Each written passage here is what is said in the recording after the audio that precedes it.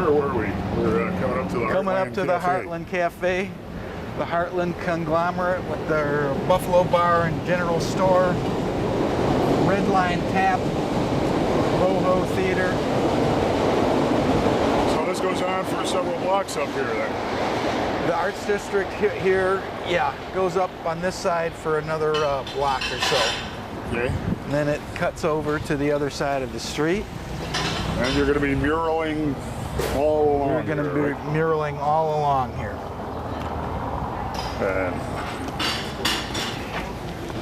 this is almost like a house of worship for some people, the Heartland, isn't it? Yes, it is. You know, this is temple of vegetarianism. Vegetarian, wholesome foods, sit outside. Progressive politics. Good politics. Been here for how long?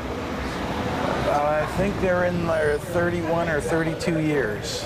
Original ownership still? Yeah, still. Original ownership. Katie Hogan and Michael James. And it just keeps looking better and better.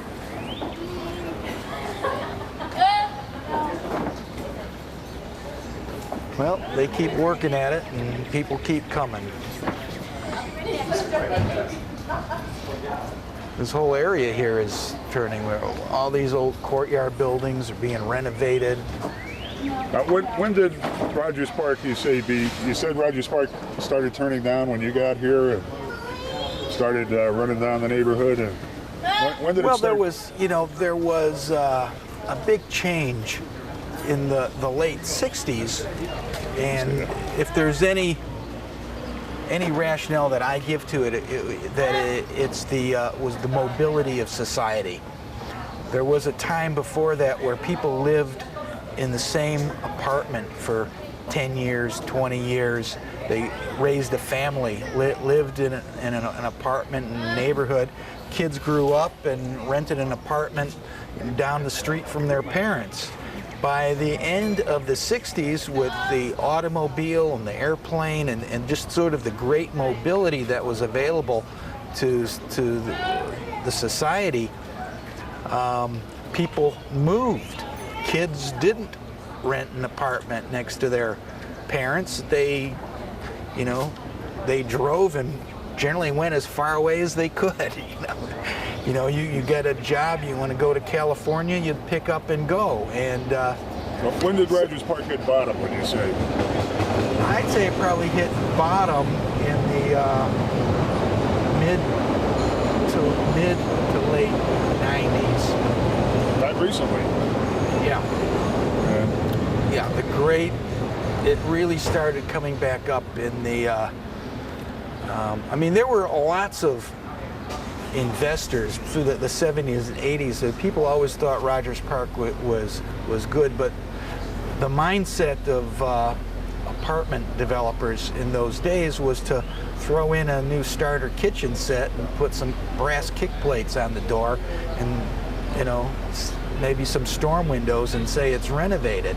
The problem was the buildings were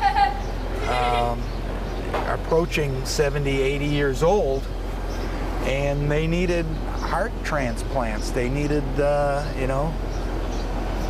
new windows, new electric, new plumbing, and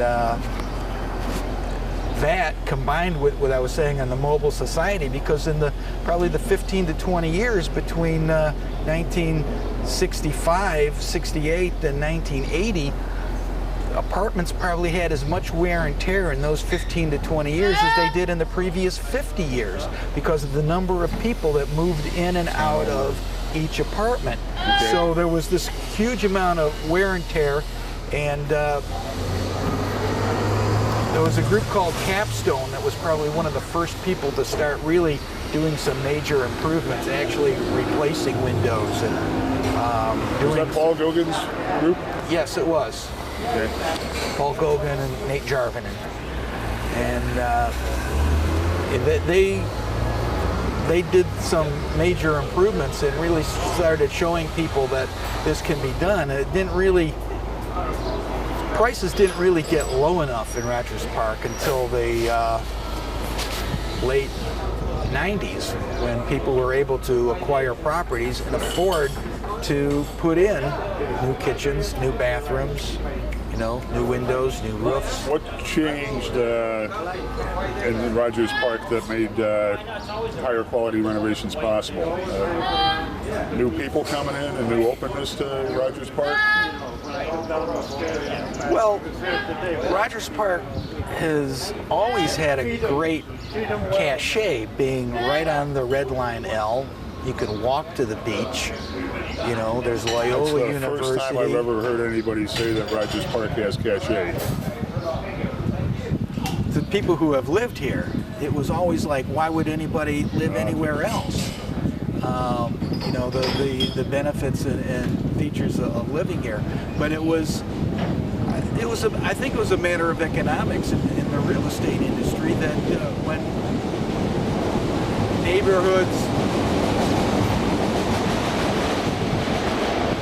neighborhoods go through a period of boom, stability, and decline, and it got to a point where the values on properties were relatively low, that one could afford to do this and either sell the condos or rent them and be able to make a viable investment. And that we've seen a resurgence of that for the last 8 years. There has been tremendous activity, and it's still going on. And now our commercial development is responding to the changes in the residential community. There's some great new stuff going on that we went around and saw with Connie up on Jarvis, the Charmers and the Bagel and Daigle and Belly and Grupo D'Amici, and there's Amphora, which used to be My Place 4 back in the 70s and 80s, which was like a major seafood destination from everyone from the North Shore. Same owner, it's renamed Amphora Grill, kind of Mediterranean, Italian, Greek, and they still got great seafood and great dinners at Amphora. There's an African restaurant up there, African Harambe, which was owned by the people that formerly owned the Diamond Ethiopian restaurant in Edgewater, doing great food. And so there's lots of new restaurants and businesses that are opening up here to serve the population.